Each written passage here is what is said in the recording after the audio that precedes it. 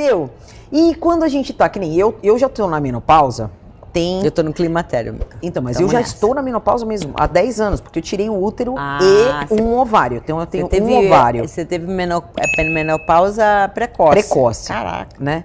É porque eu tive tudo que a mulher tem separadamente, eu tive sozinha, gente. Eu tive ovário policístico, ovário hemorrágico, endometriose e mioma. Nossa, que maravilha. Eu tive tudo. Porra. E aí eu tive durante um ano sangramento. Sim. Então eu ia começar com uma anemia. Nossa. Aí a médica falou, vamos extirpar. Sim. Né? Se eu tivesse conhecido a Madhavi e a Silvia antes, que são as minhas terapeutas ayurvédicas, eu não teria tirado, porque eu já saberia de outro recurso. Sim. Que eu poderia ter continuado. Que isso realmente, né? É o último. Por uma questão hormonal mesmo. Exato. É hormonal. E muita coisa da alimentação. Sim. Também. Né? Então muita coisa que a gente come, o corpo responde, gente. Sim. Não tem nem como, né? Sim. Aliás, eu quero trazer Madhavi, Silvia, eu quero vocês aqui pra gente conversar também sobre como a gente trabalha com a homeopatia no nosso corpo. E na Ayurveda, os 3 pilares, a sexualidade é um Sim, deles. É um deles, que é o Tantra, né? Alimentação e tal. Então, cara, gente, as pessoas falam, nossa, Ana, você não toma remédio? Eu só tomo quando é extremamente necessário. Uhum. E quando eu tomo, eu volto lá e falo, ó, preciso limpar meu corpo porque eu tô intoxicada de química. Sei. Né? Eu tomo remédio? Tomo, mas é homeopata, então não é nada de alopatia, é muito difícil eu tomar. Sim. E quando eu entro com a alopatia, minha imunidade faz... cai, porque, cara... Sim. É uma loucura, aquela... Não tá não sou acostumada. Então, eu queria saber o seguinte, quando a gente entra... Tem muita gente que tá entrando na pré-menopausa. Como é que é o nome, Ângelo? Climatério. Climatério. Tem muito calor, não tem lubrificação, porque eu sempre lubrifiquei muito. Agora eu voltei, tá, gente? Agora eu voltei! Dr. Derek Camargo, minha vida. Então, na época eu não sabia como fazer. Sim. Né, para lubrificar de novo. Tem alguma coisa além do lubrificante? Sim. Ou como é que a gente identifica? Então, assim, essa é bem a minha pauta agora, porque eu tô no climatério, já devo fazer, né? Eu tô, tipo, passo 3 meses sem menstruar e de repente aparece uma, né? Bem climatério mesmo, né? E a menopausa você entra quando você tá há 1 ano, literalmente, sem menstruar, né? Pra quem não tirou útero, várias essas coisas. E aí, até esse é bem meu lance no momento, eu até estou formulando um curso sobre isso e tudo, porque em 2002 saiu uma pesquisa sobre reposição hormonal, que foi uma fake news, foi uma má interpretação de uma pesquisa, né?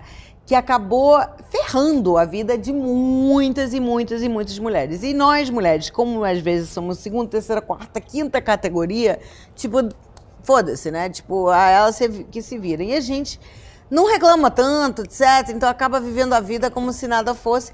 E a gente está em sofrimento durante muito tempo. Porque a reposição hormonal pegou um nome ruim. E, na verdade, ela é literalmente repor o hormônio que caiu. Né? Então, o que acontece? Nós não fomos feitas para durar tanto tempo. Né? Então, pela natureza, lá pelos 50 anos, meu amor, você já estava há muito tempo morta. Então, não precisava. Né? Então, há uma queda hormonal. E aí, com essa queda hormonal, o que acontece? Você tem 50% de mais chances de ter um infarto, AVC. 50% de mais chances de você ter demência e Alzheimer. 50% de mais chances de você ter osteoporose. São dados reais. Essa pesquisa trouxe um nome, digamos, um fantasma à reposição hormonal que, primeiro, claro que o hormônio que a gente estava falando de 20 anos atrás é sintético, é laboratório, etc e tal. O que a gente está falando é bioidêntico, é outra coisa, é natural, é outro papo. É o que o Derek faz. Sim. É o bioidêntico. É o bioidêntico. São 2 enfermarias completamente diferentes. Então, isso já é um plus. Em 2002, essa pesquisa deu-se a entender que, tipo, pessoas ou que tiveram câncer ou que tiveram histórico familiar com câncer, etc e tal, não poderiam tomar, o que poderia provocar um câncer, etc. E, na verdade, é ao contrário, inclusive. por exemplo, até previne câncer de mama, se você vai repor estes hormônios da forma correta, tá? Sim, os bioidênticos. Bioidênticos. Qual que é a diferença entre sintético e bioidêntico, por exemplo? Sintético é one size fits all, todo mundo toma a mesma coisa. Você vai lá na farmácia, é sintetizado, deriva do cavalo, é todo um negócio.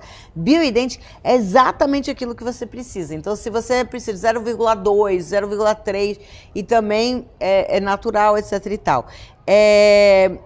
Na verdade, o câncer que tem receptores da progesterona, que é um desses hormônios, aí sim, não pode, você não pode fazer essa reposição, porque pode vir a complicar sua vida ou a acentuar as chances de ter um novo câncer, ou enfim.